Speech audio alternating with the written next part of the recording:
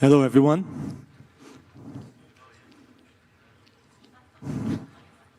Good afternoon. Great to be here with all of you today. My name is Nadav Moskovitch. I'm from INX.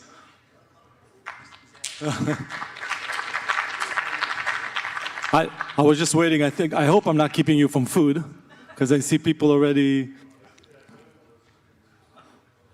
I'll give you guys a second. So, Nadav Moskovitch from INX. At INX, we've been dealing with the complexities of issuing digital security tokens and listing them for trade for about 6 years now. We've been talking to hundreds, if not thousands, of issuers, investors, banking partners, payment providers, and of course, regulators on everything security token related. So that's why I was thinking that in the next 20 minutes or so, I'll share with you a little sneak peek into these conversations. A few of those misconceptions that we typically get from investors, from issuers in the security token offering space. Just before we get started, let me introduce INX, the path that we took in order to learn a lot of the information that I'll share with you just now. So INX, founded in 2017 around the ICO, the time of the ICO bubble, the peak, the initial coin offering bubble. So, you remember a bunch of projects, no regulated backbone, a lot of money being raised, a lot of those projects just disappear, and a lot of that money gets lost. INX was founded under the idea that tokenization of real-world assets, of securities, of equity is a beautiful thing, it's the future, but it's not going to be able to become widespread within a financial ecosystem without going through the proper regulation. Regulation that protects investors, regulation that protects issuers. So that's why we went into this, we started this back and forth with the SEC, with the Security Exchange Commission, for almost 3 years to write the first ever F1 prospectus for a tokenized asset on the blockchain. Essentially the first IPO on the blockchain. It took us almost 3 years. If you're a couple of meetups ago, you'll understand why, the conversation that was here on the stage. But we eventually succeeded. We got the SEC approve it, and we initiated the IPO process. Through it, we raised $84 million from 7,200 investors coming from more than 60 countries. We've accepted crypto as well as fiat, of course, as investment. We then went ahead and acquired the US broker-dealer, US transfer agent, and money transmitter licenses, and finished building our core product, our platform, which is called INX One, and essentially it's a registered exchange for digital security tokens, an ATS. We then took, and I'll talk about this a little bit later, but we took the INX token, amongst others. We've listed it for trade on our exchange. Around that time, we've also, in the more traditional sense, put our equity up for national exchange trading publicly, in the more traditional sense. So we are traded on the CBOE exchange in Canada. So also being the first company to kind of take our equity in the more traditional sense and have, at the same time that we have our equity being traded publicly, we have a security token that is a registered security token that is being traded privately. We had two notable alliances, partnerships, initiatives last year. One of them is the formation of a joint venture called Nabatech, where we aim to help central banks and governments issue CBDCs, central bank digital securities. The joint venture is with a company called SIGPA out of Switzerland. It's a world leader in security inks for banks, central banks, money notes, and etc. We've also entered in a strategic alliance with Republic, Republic.com, the investment platform. I'll talk a little bit about that in a minute. And we've also started helping companies, other issuers, raise capital to the creation of a registered, SEC-registered security token on the INX platform from investors in the US and internationally. So it's a quick recap, but I think you see we've been busy in the past few years. We've learned a lot from that path, and I want to share some of that with you just now. If the slide will move, and it does. Let's just jump right into it.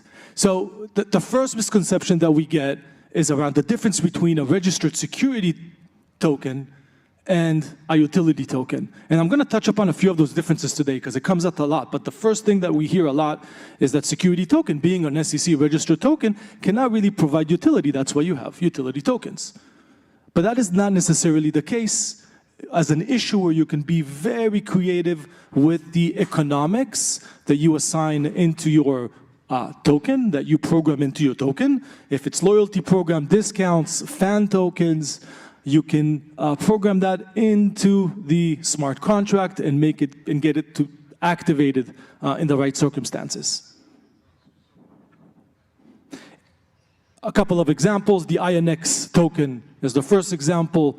We have a program called a hold and save program where INX token holders are entitled to exclusive discounts on our trading platform depending on the tier that they are in, silver, gold, etc. So if an INX user, investor, trader logs into the platform, their wallet is connected to the platform detects how many INX tokens do they have in their wallet and applies, depending on the tier, the relevant discount automatically. And of course, the objective here is create, maintain, and increase the loyalty of token holders with the INX brand, and of course, incentivize them to come back to the platform, use it, and acquire more INX tokens. Republic that I've mentioned, they've issued a Republic, it's called a Republic Note. It's a registered security token that they have listed on the INX exchange last December.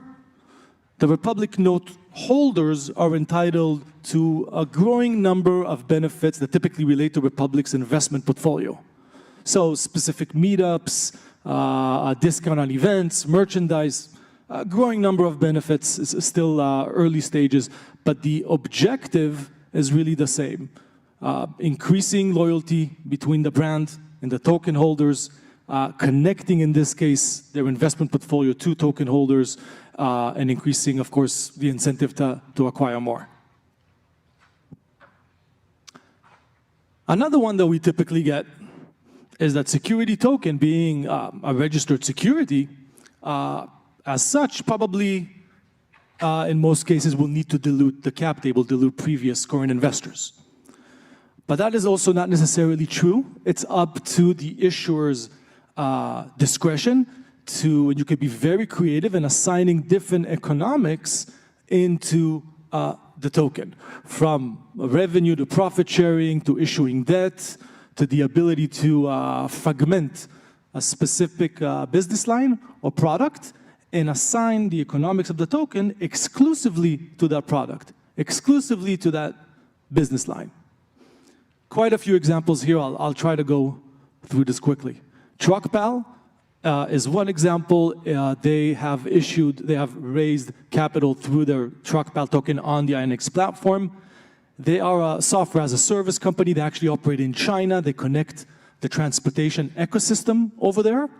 And TruckPal token enables token holders to receive income every 6 months through dividends on-chain. INX powers those dividends to token holders pro rata, depending on revenue that comes in to their software. It's been pretty successful. They already distributed 3 or maybe 4 dividend payments that we powered on-chain. By the way, inexpensive, quick, and easy way to distribute dividend.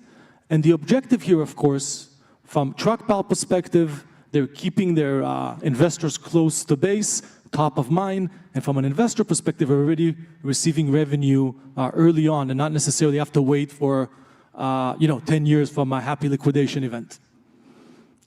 Republic, again, with the Republic Note. If you're not familiar with the Republic investment platform tokenomics, Republic owns a small stake in each and every asset, every company in their investment portfolio, about 700 companies and growing. And each time that they have a liquidation event, selling their position, IPO, acquisition, they take a percentage of that profit, and put it into a profit pool. Each time that profit pool will reach $2 million, it gets distributed pro rata to the Republic Note holders. So think about it from an investor perspective. That's really, really interesting, because retail investors here could get exposed to a well-diversified portfolio of private companies. Some of those companies, by the way, are not typically accessible for retail investors, such as Robinhood back at the day and SpaceX. And very similar here, Republic gets the opportunity to connect with their investors all the time. Investors could potentially earn revenue in the shorter term and not necessarily wait for a liquidation event. And they can also drive their business, their portfolio, by keeping those portfolio companies and new portfolio companies top of mind for token holders. Treasury Experience, I think they're here today. Maybe they're here. Oh, hi. Treasury Experience raising capital for their TRZX token on our platform. They are a very unique company, marine exploration and treasury experience company. So if you think about it, it's for investors acquiring the token. It's a very interesting way to get into marine exploration for those who really love it. And they get a chance through holding the token to receive a percentage of profits from very exciting revenue streams. For example, if Treasury Experience here find a shipwreck and a treasure, and they monetize it, that's again a way for investors to monetize on this and not wait 10 years for a liquidation event. Last example on this point is the Hashrate Asset Group. They have actually raised capital on the INX platform. We've also tokenized their HAG token, and their HAG is traded on the INX exchange right now. You can go and buy it if you'd like. And what they do is they're a Bitcoin mining operation company.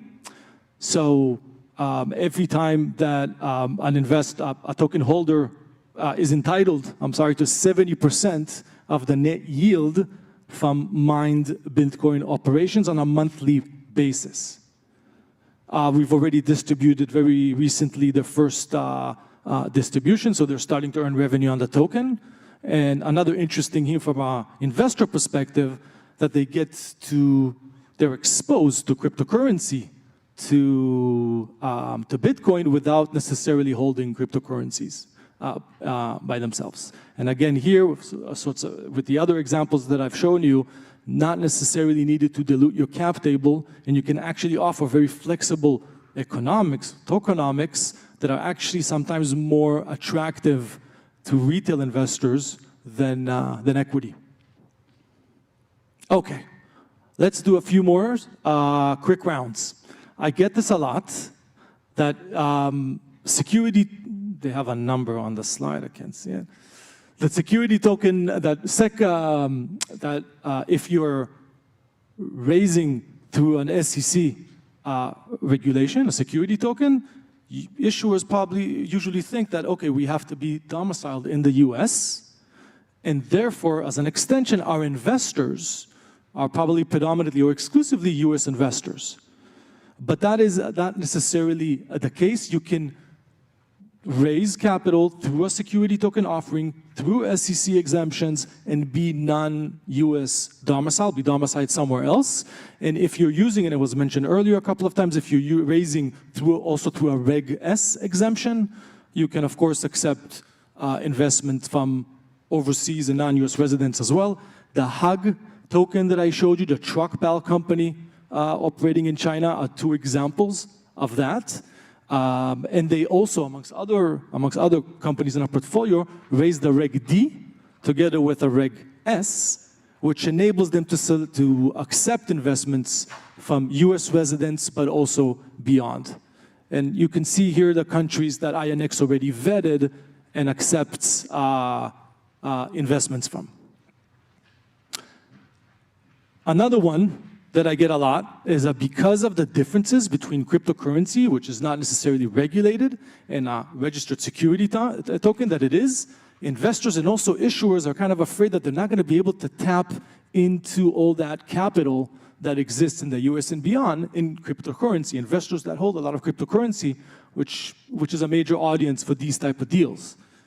we have discovered at INX that with the right combination of licenses and technology and regulation, you can really create a platform and a process that really taps into that cryptocurrency from overseas, from the US, and make sure that you can fuel those security token offering deals with that cryptocurrency. The example is our platform. We knew how important it is because with our IPO on the blockchain that I've mentioned earlier, almost half of our investment came from cryptocurrency. So when we finished building our platform, INX1, with one access point, with one login, as an investor, it's like a one-stop shop. You can off-ramp, on-ramp, buy tokenized assets like the Hug one or Republic, or you can invest in new tokens that are about to be issued. But from the back-end perspective, it took us quite some time to merge all that tech. And on the bottom of it, there's a bunch of regulation and many regulators that we're reporting to, and we did all of this to tap into that cryptocurrency capital. Yeah. Okay, last but not least, also tied to the discussion about the Fed earlier, there is this misconception that I get a lot that because cryptocurrencies and utility tokens and registered security tokens are all digital and they're all on the blockchain, it probably means that they carry the same inherent risk. But it's actually not true. With the back and forth with the SEC that I mentioned when we were writing our F1 prospectus, this came out a lot. And the concern was, of course, what if you have what if you lose your wallet as an investor? What if it gets hacked? What if there's a technical issue? What if you use your seed phrase, etc.? If it's a utility token, if it's a cryptocurrency, you would lose your funds, right?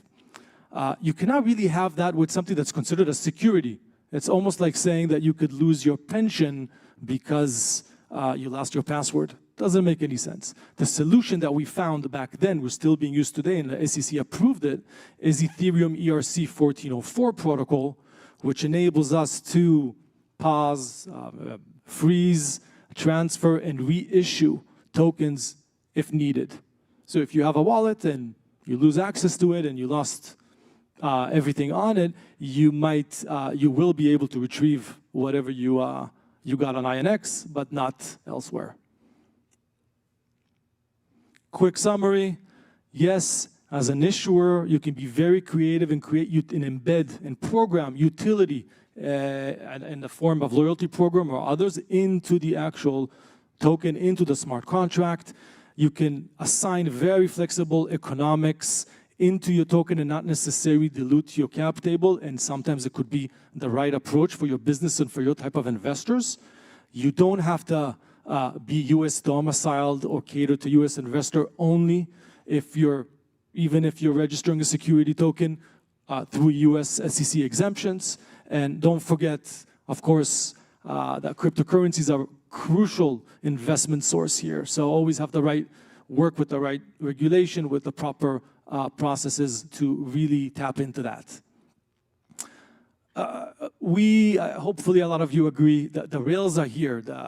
The infrastructure is almost ready. We really believe that tokenization of real-world asset, of securities, of equities, mass adoption of them is gradually coming soon, but there's still a lot of work to do from the education perspective, what we're doing here at the conference, what we're doing now, talking about it, learning from each other, and without that kind of title around education, what we did at INX is we wrote a book. It's called the INX Way. If you haven't done so already, you can scan the barcode here, the QR, download it. It's an free ebook. You can distribute it back home with your teams. I really recommend that. A lot of the information and more that I've discussed with you today. Thank you.